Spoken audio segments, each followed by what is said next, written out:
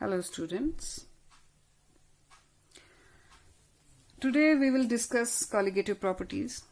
Colligative properties means democratic properties or those properties of solution which depend upon the number of solute particles in comparison to total number of particles present in the solution but not on the nature of solute particles. We take an example. If we dissolve 1 spoon of sugar in 1 glass water, and on the other hand, we take another glass and we dissolve 1 spoon of salt into it. Then we taste it. Definitely one will be sweet and other will give salty taste. So, sugar and salt have different natures. One is sweet, other is salty. The taste is dependent on their nature. But the democratic properties or colligative properties, these do not depend upon nature. They depend upon number. That's why they are being called democratic. In democracy, nothing decides but number decides. Democracy में क्या important होता है? Number. उसी तरह से ये colligative properties में क्या चीज मैटर करेगी? सोल्यूट की प्रॉपर्टी, कुछ एक प्रॉपर्टीज जो है वो केवल नंबर ऑफ सोल्यूट पार्टिकल्स पे जो डिपेंड करती हैं उनको हम कहते हैं कॉलिगेटिव प्रॉपर्टीज. और ये कॉलिगेटिव प्रॉपर्टीज जो हैं ये वो वाली प्रॉपर्टीज हैं कि जब किसी सॉल्वेंट में सोल्यूट डाला जाता है, तो ये हम पहले भी देख चुके हैं कि जब किसी सोल्यूट कैसा? Non volatile.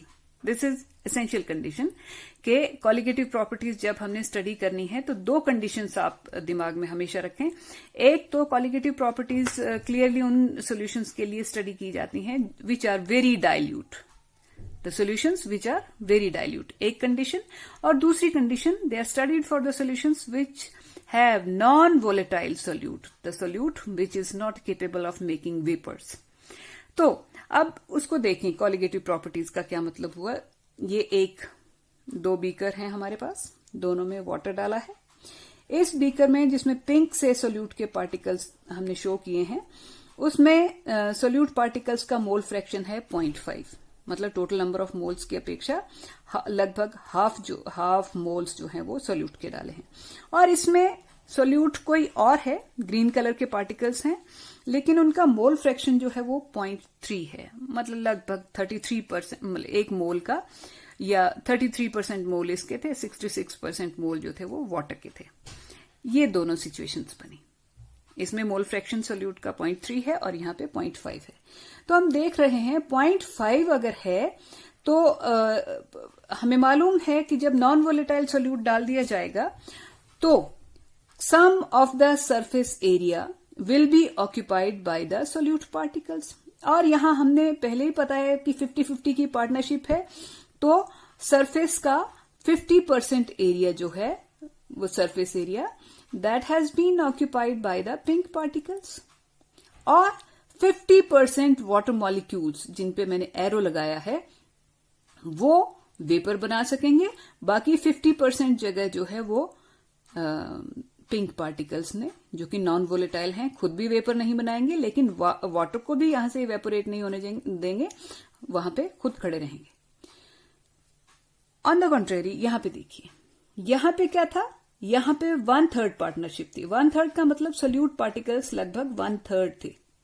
1/3 थे तो सरफेस एरिया ऑक्यूपाई किया है सोल्यूट पार्टिकल्स ने, लेकिन यहां हाफ कर लिया है और यहां पे कितना है? 1/3 है. सो यहां पे वाटर मॉलिक्यूल्स जो कि वेपर बना सकते हो उनकी संख्या आपको ज्यादा दिख रही होगी, जिनके ऊपर मैंने एरो लगाया है ऐसे. तो साफ सी बात है, यहां पे आपने सोल्यूट के नंबर ऑफ मोल्स कम रखे, यहां पे सोल्यूट के नंबर ऑफ मोल्स ज्यादा थे. ये सोल्यूट कोई और था, ये सोल्यूट कोई और था, लेकिन मसला सारा नंबर का था. तो यहां पे कम नंबर था, यहां पे ज्यादा नंबर था, तो यहां पे वेपर प्रेशर ज्यादा रिड्यूस हो गया होगा वाटर का, और यहां पे वेपर प्रेशर रिड्यूस हुआ होगा लेकिन कम. वाटर वेपर्स को मौका मिला है एस्केप करने का यहां पे ज्यादा. सो हमने ये देखा कि वेपर प्रेशर जहां पे सोल्यूट का मोल फ्रैक्शन ज्यादा था वहां पे ज्यादा रिड्यूस हुआ और यहां पे कम रिड्यूस हुआ। वैसे हम इस चीज को पहले भी पढ़ चुके हैं, lowering in vapour pressure of a solvent when some non volatile solute is add to it.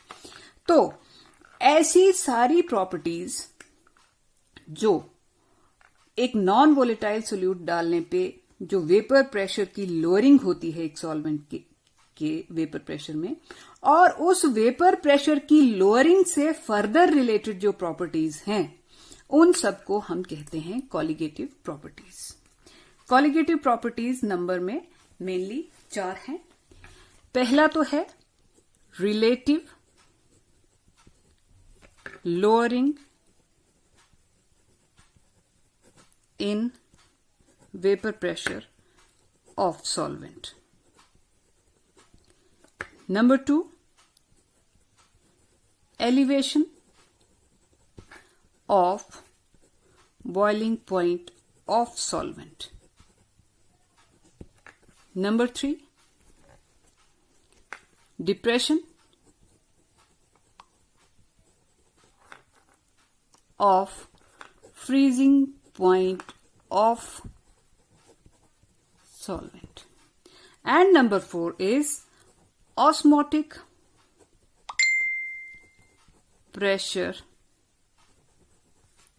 of solution. Solvent नहीं, solution. Or conditions under which we study colligative properties is when the solute is non-volatile, and the second condition is solution is very dilute. इस बात का मतलब ये है कि number of moles of solute जो हों वो बहुत कम हों तब कॉलिगेटिव प्रॉपर्टीज स्टडी की जाती हैं। ये तभी उनका प्रैक्टिकल मीनिंग होता है। और solute should be non volatile, volatile वाले केस में नहीं कॉलिगेटिव प्रॉपर्टीज स्टडी की जाएंगी। सबसे पहले हम करेंगे relative lowering in vapour pressure. हमें मालूम है रॉल्ट्स लॉ में हमें ये याद है कि if we take one solvent और उसमें जो है वो सोल्यूट डाल दिया जाता है, सोल्यूट 2 है और सॉल्वेंट जो है वो 1 मान लेंगे हम। तो अकेला वाटर था, उसका प्रेशर जो था वो P1 नॉट था पहले, लेकिन जब हमने इसमें सेकेंड सोल्यूट वो डाल दिया तो वाटर का वेपर प्रेशर P1 नॉट से रिड्यूस हो जाएगा, वो आ जाएगा P1, क्योंकि हमने नॉन वोलेटाइल सोल्यूट इसमें डाल दिया है। अब according to Raoult's law P1 will be equal to x1 P1 naught, but we know that x1 plus x2, that is mole fraction of solvent plus mole fraction of solute, is equal to 1, and x1 is equal to 1 minus x2. So we put this value of x1 here and we get P1 is equal to 1 minus x2 into P1 naught. P1 naught is the partial vapor pressure of pure water.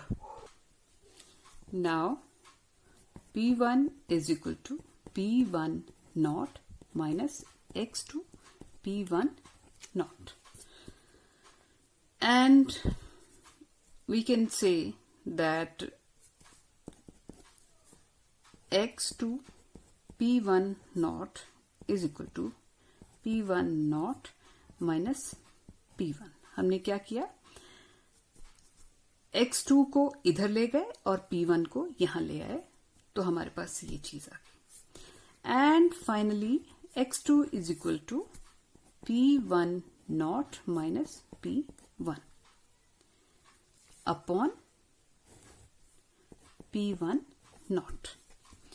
x2 is equal to P1 not minus P1 divided by P1 not. अब इसमें देखें P1 not क्या था, pure water का vapour pressure, और जब हमने उसमें सोल्यूट डाल दिया तो वेपर प्रेशर रिड्यूस होके रह गया P1, यानी कि P1 is reduced vapour pressure of the solvent and P1 naught was the original vapor pressure of pure water. So pure water का वेपर प्रेशर हाई होगा और जो मतलब सोल्यूशन का वेपर प्रेशर कम होगा, और उसमें कितनी कमी आई उसको हम बोलेंगे delta P divided by P1 not, and this is called as relative lowering in vapour pressure of solvent. जो सॉल्वेंट था उसका वेपर प्रेशर P1 नॉट से कम होके P1 रह गया था, तो कितनी रिडक्शन आई वेपर प्रेशर में divided by original vapour pressure. This is known as relative lowering in vapour pressure. And we are very much clear here, delta P upon P1 not is equal to X2. X2 क्या है? N2 upon N1 plus N2. X2 है mole fraction of the solute. तो हम पहले ही बात कर चुके हैं कि वो properties which depend upon number of moles of solute with respect to total number of moles of particles in the solution are called colligative properties.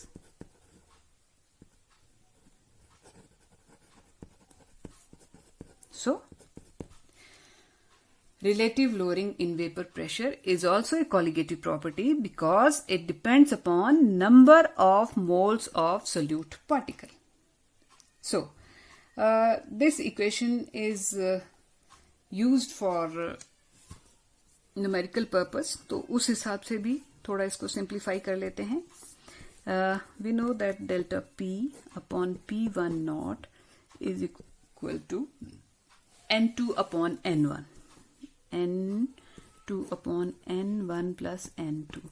But हमने कॉलिगेटिव प्रॉपर्टीज के लिए पहले ही बोला था कि ये उन सॉल्यूशंस की स्टडी की जाती हैं where the number of moles of solute is very very less than number of moles of solvent. और प्रैक्टिकली अगर ये सिचुएशन है तो N1 plus N2 should be almost equal to N1, क्योंकि N2 जो है ये प्रैक्टिकली बहुत कम है. तो इसी चीज को यहां पे पुट कर देंगे. Delta P upon P1 not is equal to N2 upon N1 for practical purposes. It is like this. अब N2 क्या है? Number of moles of solute, जो आप कैसे निकालेंगे? Given weight of solute divided by molar weight of solute. ये क्या है? N2. और same way W1 upon M1. That is given weight of solvent divided by molar weight of solvent is N1. Let us put these values here. So we get delta P upon P1 naught is equal to W2 upon M2 divided by W1 and again divided by M1, which goes here. So for those numericals or problems where you know either the weight of solute or the weight of solvent and original partial vapor pressure of solvent, you know out of these things, 3 or 4 things, if you don't know one thing, that can be calculated. So this was relative lowering in vapor pressure. Then we move on to elevation in boiling point of solvent. Next colligative property is elevation in boiling point. Before we discuss boiling point, elevation in boiling point, we must recall boiling point. Now what is boiling point? Boiling point is something that, let us say this is a beaker of water.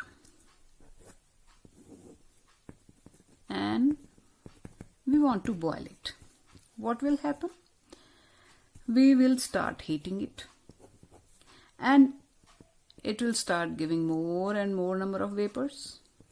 As we will go on heating, ज्यादा ज्यादा vapour बनते जाएंगे, और एक time पे जब इसके vapours का प्रेशर इतना ज्यादा हो जाएगा कि वो एटमॉस्फेरिक प्रेशर के बराबर हो जाएगा, उस टेम्परेचर को हम बोल देंगे बॉइलिंग पॉइंट ऑफ वाटर.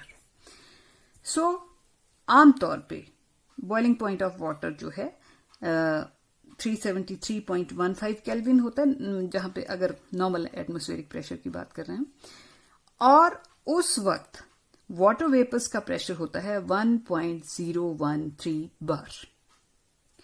ये था when you have pure water.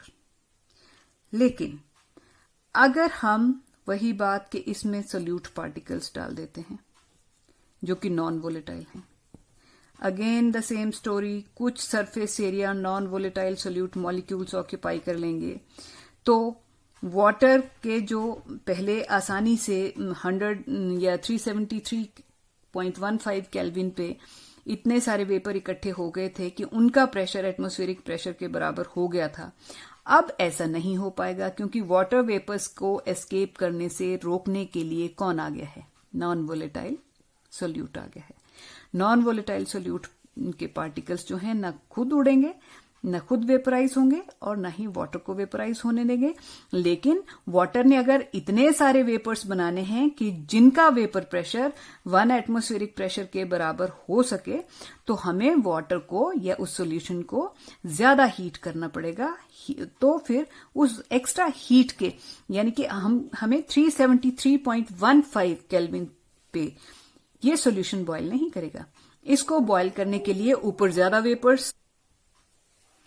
So, if we want this solution to boil, then we will have to heat it beyond 373.15 Kelvin. And the extra heat which has to be given to this solution in comparison to pure water is called elevation in boiling point. Now let us see it graphically. This is vapor pressure, and this is temperature in kelvins. This is now let us say this is graph of water, pure water or pure solvent, whatever we have taken. When we start heating the pure solvent, the temperature is increasing, we are heating the water and solvent, and the vapor pressure is also increasing.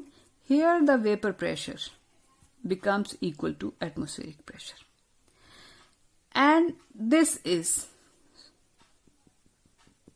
becomes boiling point of solvent. But when we add solute to it, or we make solution, then what happens? इस temperature पे pure solvent का vapour pressure ये था, इस level का. लेकिन जब हमने इसमें सोल्यूट डाल देना है, तो वेपर प्रेशर जो है वो रिड्यूस हो जाएगा सॉल्यूशन का. लेट अस से वो पॉइंट यहां आएगा, और यहां से लेके थ्रू आउट सॉल्यूशन का ग्राफ इस तरह से, जैसे जैसे आप हीट करते जाएंगे, टेम्परेचर बढ़ाते जाएंगे, वैसे वैसे सॉल्यूशन का वेपर प्रेशर भी बढ़ता जाएगा. अब इस पॉइंट को देखिए, यहां पे दिस हैज क्रॉस्ड, और rather this is touching the point where the vapour pressure of solution is just equal to the atmospheric. So we can see that corresponding to this vapor pressure, the boiling point of solution is this. This is. And boiling point of pure solvent is this. when we have changed it into solution, the boiling point has increased. So this increase Tb minus Tb naught is called elevation in boiling point. And for very dilute solutions, it is observed that this, and for very dilute solutions, delta Tb has been found to be proportional to molality of the solution. Molality क्या होती है? Number of moles of solute dissolved per 1000 gram of solvent. And delta Tb is equal to Kb into m. Now what is this Kb? Kb is molar elevation constant, or it is also called ebullioscopic constant. Ebullioscopic constant. How do we define it? We can find it out. Let us say molality of the solution is 1. We have dissolved 1 mole of solute in 1000 gram of solvent. And under this situation, whatever be the elevation in boiling point, if we take molality to be 1, then the elevation in boiling point and molar elevation constant are equal. So we can define Kb as it is the elevation in boiling point of a solution when its molality is 1. And the units of this molar elevation constant are Kelvin kilogram per mole, or we can call it Kelvin per mole. So from this equation also, delta Tb is equal to Kb into m. Now what is this m? This m is number of moles of solute divided by weight of solvent in grams, and if it is taken in grams, then we will have to multiply by 1000. And let us simplify N2. It comes out to be delta T Kb into W2 upon M2. N2 की value ये आई, W1 multiplied by 1000. We must always know this relationship, because if we know all other things leaving one of these, we can easily calculate these things. So that was all about elevation in boiling point. Thank you.